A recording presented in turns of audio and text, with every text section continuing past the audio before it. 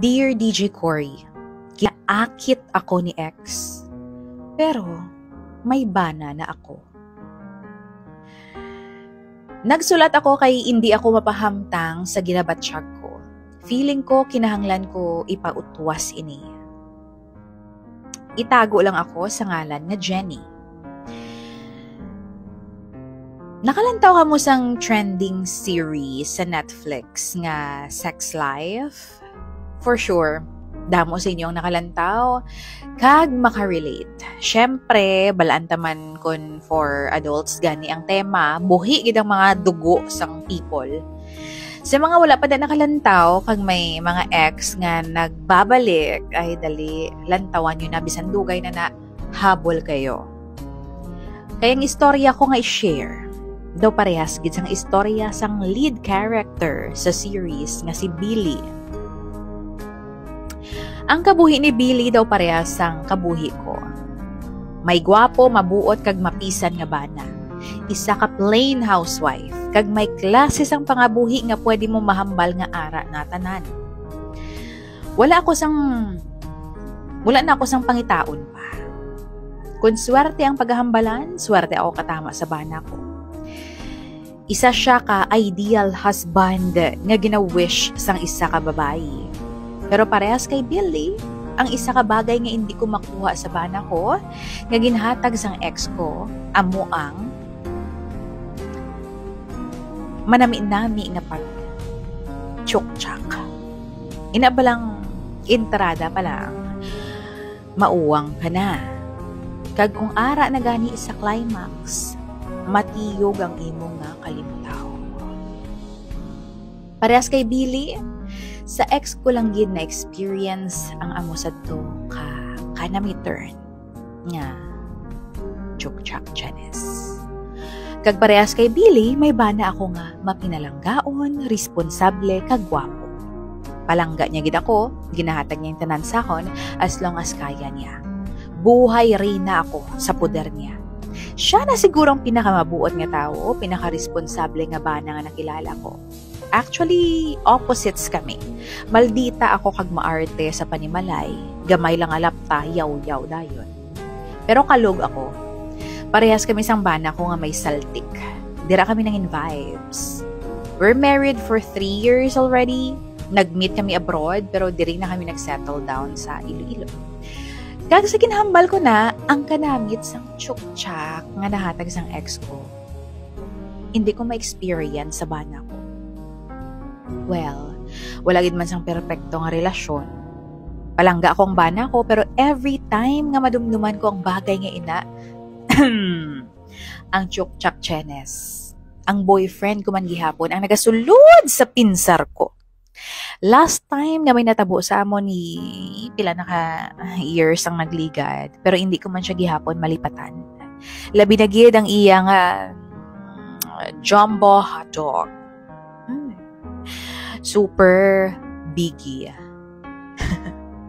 Pero true, gifted ang ex ko. Kag hindi lang sa size ha, pati sa performance. Tanan nga makita mo sa movies or sa mga clips, video clips nga na, mahimo niya. Pero hindi lang man dira nagalibot ang amon nga kalibutan. Ginpalangga ako man ang ex ko, kag sa subong akoon ko nga may feelings pa man ako para sa iya. Pero hindi siyang type sang lalaki nga ginahandom ko nga makaupod for life. Sakit sa ulo hadughan si ex. Kag wala stability. Gwapo siya, hot, nami magpalangga, legend sa kama. Pero weakness niya, babae. Nagapangulintas siya sang monay nga tinapay. So there, nagbulagay kami. Nag-uugtas ako kay palikero siya. But this year, nag-communicate kami liwat. Na-experience niyo man ang mga best nga nag-wish ka mga tani yung ex niyo nagtambo kag naglaway. Eh para hapos na lang mag-cancel, di ba? Hindi mo nang sitwasyon ko sa ex ko. As in, ka talaga. Wala nagatigulang ang itsura niya. Gwapo man gihapon and sexy. O di bala daw parehas gid sa sex life. ang story ko. Like Billy, I also have a sizzling hot ex na oozing with sex appeal. Sa umpisa, kamustahan na ilang update sa pangabuhi ang naging tema sa amon nga chat. Harmless, kumbaga, pero samtang nagadugay, nagapabatsyag na siya. Like, kuno abi, masend or magsala siya send sa mga gym selfies niya. Inabala nga nagapamalha siya kag batak ang muscles. Ginalike ko lang or gina-wow emoji. Then, mahambal siya, ay, sorry. Missent. Ganon. Ay, diskarte bulok. Ay, nako. Ako naman, na marupok, di pahambal sang, wow, hot ka man gyapon.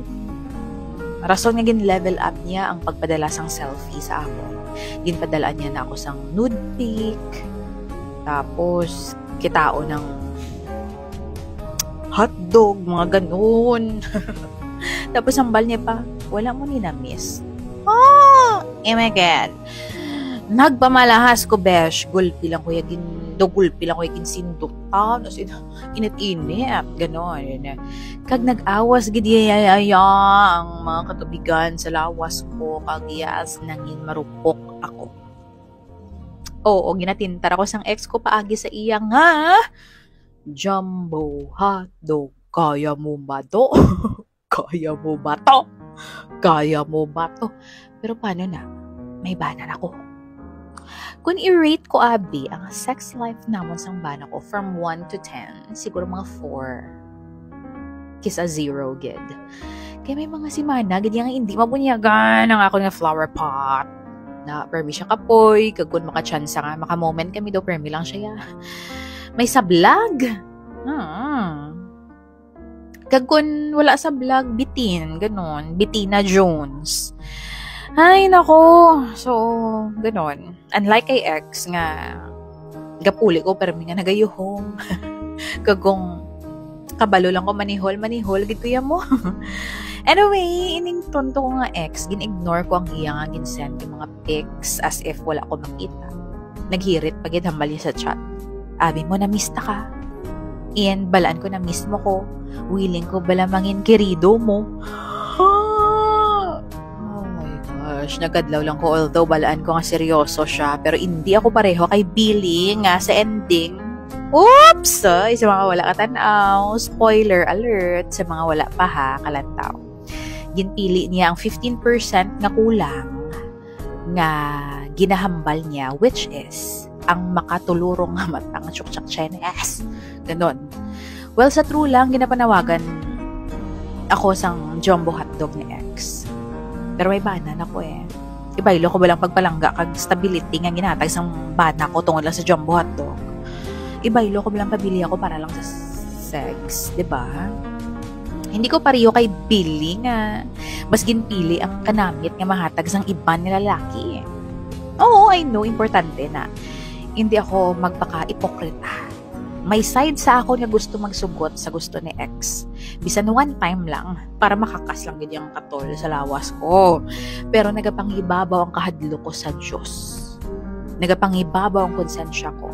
Basi one time, big time nga, basi isa, ang one time, big time nga sala ngay na mangin tunaan pa or mangin rason sang pagkaguba sang pamilya ko. Diba? Makarma ako. Tigin papili niya pa ako. Kung pawang kuton niya daw ako, kung siya ako ng bana ko, ano isabat ko. Ay, syempre, wala sang pagduwa-duwagin sa bat ko. Bana ko, piliun ko eh.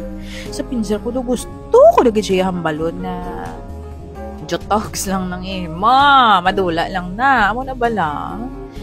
Palangga akong bana ko. Kagang pamilya nga ginbuo na ako. Yes, may feelings pa ko sa ex ko. Siguro, hindi agad-agad madula. Pero hindi enough ang feelings nga na para siyang piliun ko. So yeah, importante ang chukchak chenes sa kabuhi sang isa ka babae. Pero kung kabaylo sina is a life full of regrets and misery, ay naku, wag na, oy! Wag na te! Ako na lang ang makalis ang mani. 'Di ba? Hindi ko pwede ibaylo ang 15% nga kanamit para sa 85% nga katawhayan nga may ara ako subok. Siguro kung hindi ko kasal, kag wala sang anak, siguro basigin patulan ko ang ex ko. Life is short. No? Always choose to be happy.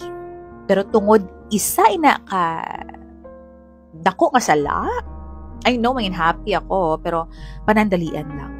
No thanks. Mas pilion kong makapamaayo sa amon tanan. Chukchak Chenes is life, but family is lifer. So, ang ginihimo ko, ginblock ko ng ex ko sa phone ko, kag sa social media accounts ko, out of sight, out of mind. Hambal gani isang isa ka quote nga nabasahan ko, do not play in the devil's playground. You will lose. Gani lesson para sa tanan, babayi o kon lalaki, panumduman tagidanay isang maayo ang mga consequences sa mga actions naton. Kung ano kag sino ang maapektuhan. Labi na gid kung kasado kag may pamilya na kamo. Ang temptation hindi madula sa kabuhi sa mag-asawa. Pero ara gihapon sa aton kung paano naton ikawan. Asa diri na lang ako. Madamong salamat. I hope mabasa mo ini, DJ Cory. Love, Jenny.